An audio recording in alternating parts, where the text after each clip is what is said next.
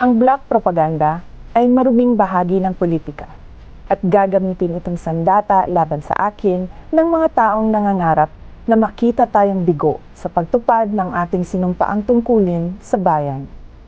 Nagiging mas matindi, mapangahas at desperado na ang mga paninira sa akin ngayon. Bahagi ang mga ito ng isang organisadong demolition job na ang layunin ay sirain ang aking integridad at gumawa ng imahe na ako ay isang mamamatay tao na korap, abusado, taksil, at isang warlord.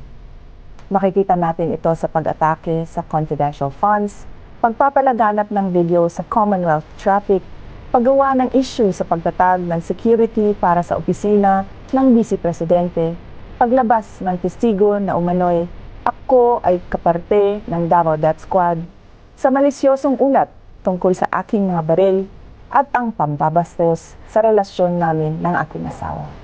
Kamakailan lamang ay nagsusulputan din ang mga online scam sa pera sa social media, katulad ng scholarship o pabaon program para sa mga mag-aaral.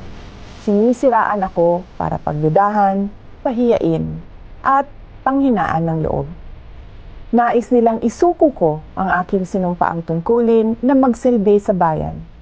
Ayaw nilang magtagumpay tayo para sa edukasyon ng mga batang Pilipino at para sa kanilang kinabukasan na nanganganib sa kamay ng korupsyon, kriminalidad, illegal na droga at terorismo.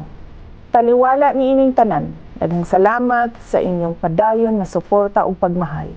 Magpadayon ko sa akong trabaho para sa kaayuhan sa nasod. Salamat sa inyong patuloy na suporta sa aking mandato na itaguyod ang pag-angat ng antas ng edukasyon ng ating mga kabataan. Salamat po sa inyong mga dasal. Tandaan po natin na ang mga paninirang ito ay nagkukubli ng mga personal at politikal na interes.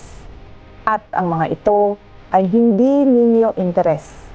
Hindi interes ng bayan, hindi ito interes ng Pilipinas.